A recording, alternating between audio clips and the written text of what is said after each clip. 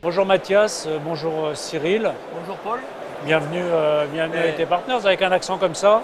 On a essayé de vous amener un petit peu le soleil, ça n'a pas fonctionné. Non, ça n'a pas marché. Mais on a essayé. Bon, en tous les cas, très corporate. Oui, tout à fait. Bon. Chemise qui va bien. Est-ce que tu peux nous rappeler un petit peu quel est ton rôle chez AGS Cloud et ce que fait AGS Cloud? Alors, je suis Mathias Gibert, le responsable des systèmes d'information d'AGS Cloud. AGS Cloud, Cloud Service Provider, qui existe depuis 22 ans maintenant. On vient depuis plus de 10 ans à l'IT Partner. Vous êtes basé où? À Montpellier, dans le sud de la France, à côté, Saint-Onès. On est propriétaire de notre data center. On est un acteur fort, reconnu dans le monde de la cybersécurité. On est, voilà, je le disais, Cloud Service Provider. Notre positionnement est assez finalement simple. On nous reconnaît sur 3 axes forts, qui est la cybersécurité, qui est présente dans nos gènes, dans la protection des systèmes d'information. C'est comme ça que tout a commencé pour AGS il y a 22 ans maintenant. Ensuite, la souveraineté. Pour nous, c'est le maître mot, puisqu'on est propriétaire de notre data center dans le sud de la France. On est propriétaire de nos data centers, on maîtrise de bout en bout toutes nos infrastructures. Et bien sûr, sur une partie innovation, on vient de présenter en exclusivité pour l'IT Partner aujourd'hui notre nouvelle plateforme de gestion centralisée à destination de nos partenaires qui s'appelle Cluster. Donc il faut ne pas hésiter à venir sur notre stand, les démos sont en live. Cyril, qui es-tu et est-ce que tu peux nous redire un petit peu? Alors SUSE, c'est un nom que beaucoup de monde connaît, mais on ne sait peut-être pas exactement ce que vous faites aujourd'hui. Ouais. Donc est-ce que tu peux nous dire ce que fait SUSE aujourd'hui et quel est ton rôle dans l'entité? Ouais. Donc moi je m'appelle Cyril Cuvier, je suis solution architecte chez SUSE. J'accompagne les clients et partenaires sur la mise en place de solutions, on va dire cloud native. Donc comme vous le disiez, SUSE est connu historiquement pour l'operating system, donc créé en 92, société allemande, donc européenne. Et depuis 2020, on a fait des rachats de sociétés, donc des sociétés californiennes, etc. Donc on a récupéré des gens pour les introduire en Europe. Et on est autour de tout ce qui est conteneurisation, cloud native, Kubernetes, sécurité dans ce monde-là. Donc voilà, un portfolio aujourd'hui qui va de l'operating system jusqu'à la sécurisation des environnements cloud natifs. Cloud Architect, donc vous accompagnez les clients sur des solutions bien précises. Sur quel type de solutions vous avez travaillé récemment? Là, on travaille beaucoup, donc notamment avec AGS Cloud sur la partie Rancher, donc management de cluster Kubernetes, sur la partie nœud vector également, tout ce qui va être sécurisation des déploiements dans un environnement Kubernetes, parce qu'aujourd'hui, on sait que les charges de travail tendent de plus en plus à aller dans le conteneur. Donc voilà, on accompagne sur ces sujets-là. Vous pouvez rappeler rapidement ce que c'est la containerisation? C'est l'évolution, la suite logique dans l'IT. On a fait du serveur physique, on a fait de la virtualisation, on fait de la conteneurisation. C'est beaucoup plus léger, quelque chose de beaucoup plus maniable, de beaucoup plus scalable également, né dans le cloud, donc pour tirer parti de la capacité du cloud public, du cloud privé.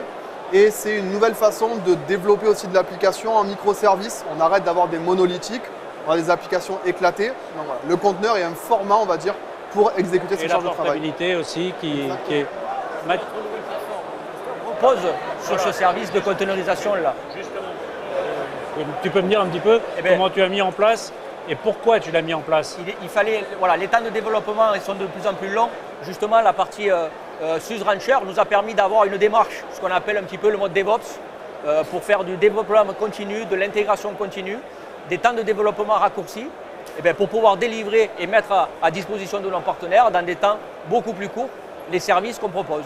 Voilà. Et ça a nécessité en interne une formation des gens, des recrutements différents, une approche différente, parce que le DevOps ou le DevSecOps, puisque maintenant on intègre la sécurité très souvent, et la délivrance en continu des applications délivrées, ça nécessite une approche agile souvent, mais différente. Ça a été un changement de paradigme profond chez AGS.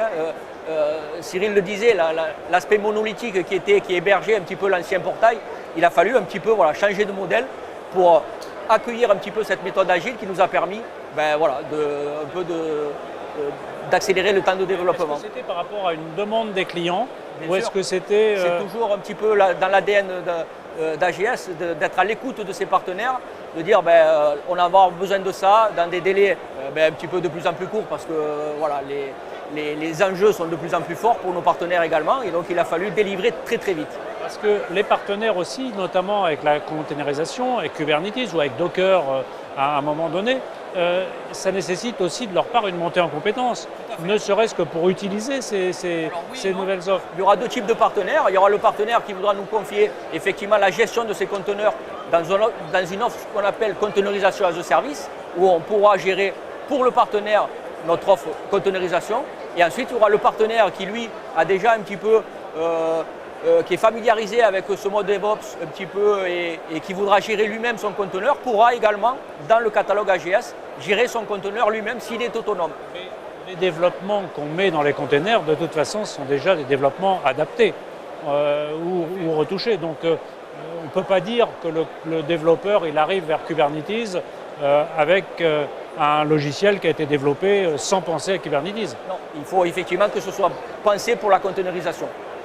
Quel est le plus gros problème de ton point de vue, Cyril, par rapport à ça? C'est la formation, c'est la stabilité, c'est la normalisation en fait un peu de ces containers, parce qu'il y a un peu un flou de... Il y a beaucoup de choses en fait quand on cherche à s'orienter vers la conteneurisation. Ça change, tu disais, il y a les gens à former, les processus métiers qui évoluent, savoir vers où on va, avoir les bonnes plateformes, savoir ce qu'on doit utiliser. Donc il y a beaucoup de choses à repenser, à s'adapter aussi. Donc le monde de la conteneurisation, c'est vraiment apprendre à tous les aspects de l'entreprise quand on redéfinit une nouvelle application ou des nouveaux services, comment on va les développer et comment surtout on va se projeter dans la mise en production de ces services-là. Et c'est vraiment ce qu'on a fait avec Mathias dans la démarche, c'est de se dire où est-ce qu'on veut aller, comment on veut y aller, qu'est-ce qu'il va falloir faire, donc former les équipes. Et puis, il n'y a rien de mieux quand on adopte soi-même le logiciel qu'on veut vendre à ses clients ou qu'on veut proposer à ses partenaires. Et donc c'est dans cette démarche-là qu'on a travaillé ensemble pour franchir le pas de la modernisation applicative et de tout ce qui est l'écosystème conteneurisé, Kubernetes et la sécurité. Parce que c'est un vrai point fort, c'est de se dire on ne part pas là-dedans les yeux fermés, on y va de manière sécurisée dès le début. Donc c'est pour ça qu'on a travaillé ensemble sur ça. Mathias, ça a été également l'occasion de remettre à plat un certain nombre de choses, de travailler plus étroitement avec Dell. C'est logique, ils sont à Montpellier aussi, ou à côté, oui. Mais également avec d'autres acteurs du stockage. Alors, c'est beaucoup Dell, hein. On est Gold partenaire Dell pour le stockage et également pour notre offre qui va héberger la conteneurisation, une autre full flash NVMe qui va permettre d'avoir je n'ai pas peur de le dire, l'une des meilleures performances du marché. Voilà. Donc effectivement, on s'est appuyé beaucoup sur Dell dans la mise en place de cette infrastructure. Spécifique d'aller voir Dell pour ce nouveau développement ou c'était historiquement quelque chose qui existait? Historiquement, on est proche de Dell, effectivement. Tu en as parlé, Paul, ce sont aussi des régionaux comme nous, ils sont sur Montpellier. Mais non, on a consulté, on est allé voir un petit peu quand même ce que la concurrence pouvait nous offrir, mais Dell a eu la meilleure offre. Et alors, pour vos clients, qu'est-ce que ça va offrir, ces nouveaux formats ou process de stockage?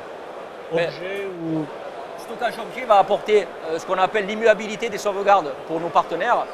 L'immuabilité de sauvegarde, c'est ce qu'on appelle le sanctuaire de la donnée. C'est une sauvegarde qui permettra de bloquer tout ce qui est CryptoLocker. Quand vous faites chiffrer votre production et que la sauvegarde est elle-même chiffrée, c'est un petit peu embêtant.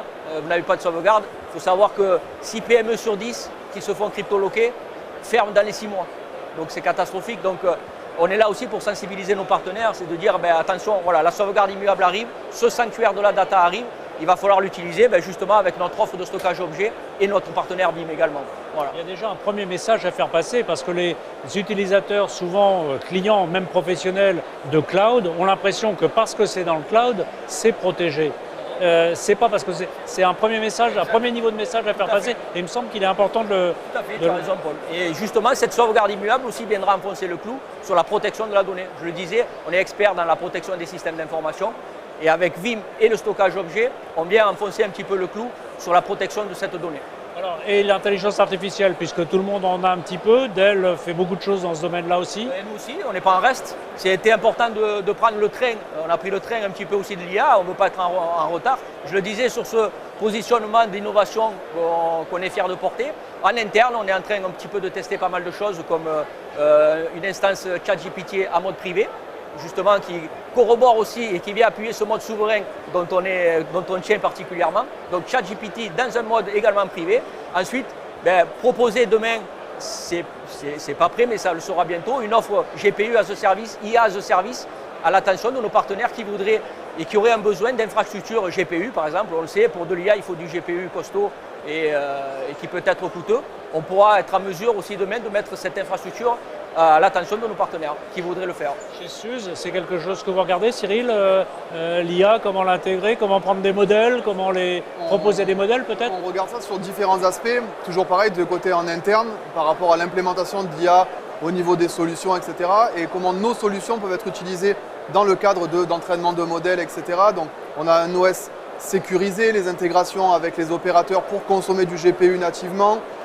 Toute cette philosophie-là, on l'a bien évidemment chez Suze. Et quelque chose qui est important pour nous, on est une société open source.